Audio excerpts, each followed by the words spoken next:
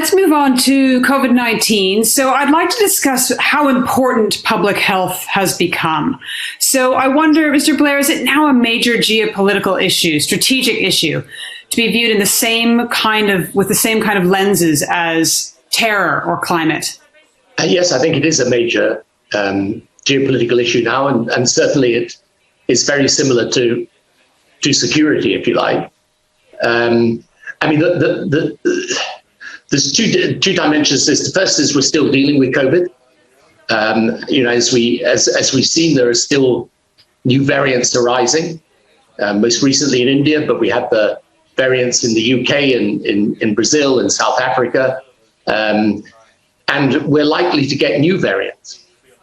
So we're not out of the woods on COVID at all. We may have to adapt vaccines. We've got to carry on with vaccine production. We've got to coordinate that vaccine production so that we're creating enough vaccines I would like to see at least the most vulnerable, the frontline health workers, the main urban populations of the world vaccinated this year, and then the job completed next year, 2022. So we've still got a lot of work to do on this pandemic. But then I think there's a whole set of questions which we have learned as a result of the COVID experience, which means that we're going to have to create an infrastructure, global infrastructure of pandemic preparedness around things like genomic surveillance, how we shorten the period of time between identifying a virus, developing the vaccines, producing them and distributing them. I mean, the ambition is to pull down what has been essentially a 15-month process into more like a 3-month process. That requires a lot of organization, a lot of cooperation in the world. But no, I think we're in a new era, and we need to create a new architecture to deal with it. So, Dr. Jaishankar, let's bring you into that as well. Can you tell me how important you see public health as a geopolitical strategic issue? Well, very important, and that's like an understatement. But I just want to step back a bit here. One of the paradoxes of our era is the real problems are all global. Climate change is global. Terrorism is global. Pandemics are global. But our responses tend to be national. Just look back at the last year and a half. Which country has not thought nationally? And unless we, are able to overcome that and look at international coordination, cooperation, call it collaborate, put any word you want to on it, we're not going to be able to get on top of this problem. And why I would, in the interstate priorities for me, this would come very high, is I can't think of any happening in my lifetime, I'm not exactly a young person, which has had this kind of ripple impact on everything in life. I mean, just think back, our lives have come, in a sense, to a halt. People lost jobs, there were large sectors of the economy in different societies that melted. People lost lives on a huge scale.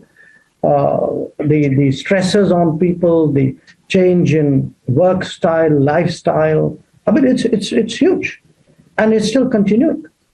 So we need to get on top of it, no question. I think it's the burning issue right now, but it will not happen unless enough capabilities which are spread around the world, and vaccines is a very good example, because the reality is nobody can make vaccines by themselves. The world has to come together if we're going to scale up vaccines. And unless we do that, and we'll have to look beyond vaccines as well. I mean, there will be other challenges and what would come with it. Now, here's the good news. When we've seen, we are still in the middle of a very serious second national wave. At one level, it's been obviously a sort of scarring experience. The virulence was so great. But on the other hand, we did see the world kind of rally around and say, okay, look, what is it we can do for you? Now, that may not have solved the problem, but at least now, I would say compared to last year, one evolution I see, 2021, there's the beginnings of a willingness in the world to work together on this problem. Maybe I'm being a bit optimistic. Maybe foreign ministers like to believe there are solutions, global solutions to all problems. So it's an occupational thing. But I would certainly hope that we see this year and onwards much more international collaboration on the responses to this. I'd love to pick up on that point of nationalism, Mr. Blair, because in fact, the last time I interviewed you was 5 months before the Brexit vote, and you warned me very clearly that there was a very real chance that nationalism was going to rise up in the UK. How do you take that concept of nationalism versus the global response that we need to make everyone safe? And it's a really good question. And I think that the way of dealing with it is to present global cooperation as enlightened self-interest, because that's what it is in the end. I mean, the truth of the matter is, look, if you're running a government, and I was prime minister for 10 years, your first job is to help your people, and so countries looking after their own people first. That is natural. Any group of politicians, certainly those standing for election, are going to do that. But what the pandemic has taught us, of course, is the limitations of that. Because we're all at risk if the pandemic is circulating in a different part of the world and they don't have vaccines and they don't have the ability to control the disease. So in the end, the reason why it's important to get the world vaccinated is not as a humanitarian gesture, though that's important.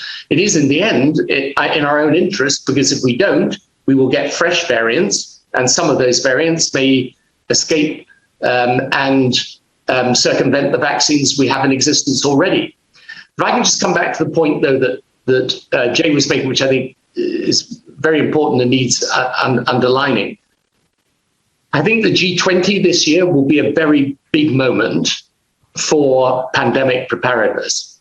And, if you think back and you look at all the shortcomings, I mean, yes, we have done a certain amount of global cooperation. But if you think, for example, how long it has taken us to develop, and we're still not fully there yet, rapid antigen tests at the point of care, which are much cheaper than PCR tests, because you can't do PCR tests at scale. And yet mass testing is obviously going to be part of it. If you think of how absurd it is in a way that for the 10 or 12 or 14 vaccines that are going to be the ones that the world uses, and we know what they are. By the way, we know what they are for a year or more. Different regulatory authorities having different standards and tests, and it should be possible to coordinate that in a much, much better way. Vaccine production, if you think about it, a year ago, we should have been working out, as the main countries in the world, who's producing vaccine, not necessarily COVID vaccine. How do we repurpose those plants, those bioreactors, in order to be producing vaccine for COVID? Because the truth is, in the last 6 months, the world's been scrabbling for vaccine, right? It's been trying to, I'm talking to governments the whole time, and they're trying to beg, borrow, and steal wherever they can the vaccine, and this is a global failure. Now, the reason why it's so important to put all this in place is that, in one sense, we have been lucky with this pandemic, with COVID-19.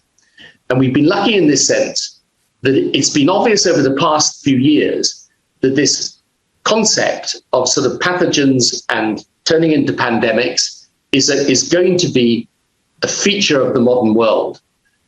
And with this particular virus, it has been highly contagious, but even if its mortality rate is 1-2%, which is a lot, and of course there's terrible, every death has been a tragedy during the course of this, think if the lethality rate were 10% or 15%. So we really can't afford to be in this position again, where it takes us, 18 months into this effectively, and we're still not on top of it. So this is why, if we're smart about it, at the end of this year, on November, when the G20 happens under Italy's chairmanship, I think it's going to be really, really important that we take some big decisions around global cooperation that allow us to shorten the time between a pandemic developing and curtailing it. I mean, this issue of, I'll take my home country, the United States, where we are hoarding vaccines. Vaccines are being given to 12-year-olds. So I say a lot of the time, I don't think that this is fair. That vaccine inequality, as you said, Mr. Blair, means that we should be protecting the most vulnerable and the frontline healthcare workers around the world before we look at those 12-year-olds. Yet, as the mother of 3 kids who schools one by one, their classes start to close and those kids come home, I get it. I see why you want to vaccinate kids as well. So how do you deal with that if you can't scale up this manufacturing fast enough? Yeah, no, look, it's difficult. But I mean, one of the things I try and do now that I'm not in office anymore is not advocate things that I know if I was in office, I wouldn't be doing. And, you know, inevitably, if you're the president or prime minister of a country, you're going to be looking after your people first. But to take the case of America, I mean, what the US can do, and to be fair, President Biden's said they will do, is they're going to produce a whole lot more of vaccine, you know, so that past the satiation rate of the United States, they're then going to be producing vaccine, probably half a billion more Pfizer vaccine. I think Moderna is going to produce 1 billion more than it anticipated for next year. And we just got to get it out as swiftly as possible. By the way, there's one other thing, which is that in many of the countries we work in, the problem is not just getting vaccine, it's being able to put together an effective rollout of the vaccine and actually absorbing the vaccine that people have. And I think that is very important. I think the other thing is there's a lot of vaccine hesitancy still around. And one of the things that I think is really important, and again, would benefit from coordination, is to publish the data on vaccine effectiveness in a way that is publicly persuasive. So, for example, if you take the UK, I mean, we are one of the few countries that has done at scale both Pfizer, which is a messenger RNA vaccine, and AstraZeneca, which is the more traditional adenovirus vaccine. And I think if we put that data out in the right way, it would be highly persuasive for people in showing that, you know, vaccines are very effective. They cut your prospect of getting the disease, they cut your prospect of transmitting it, and they cut radically the prospect of hospitalization or death. And I think one of the things we're going to find as we carry on with these vaccination programs is that you get to quite a hard core of people who are extremely hesitant to take the vaccines, and yet we need that.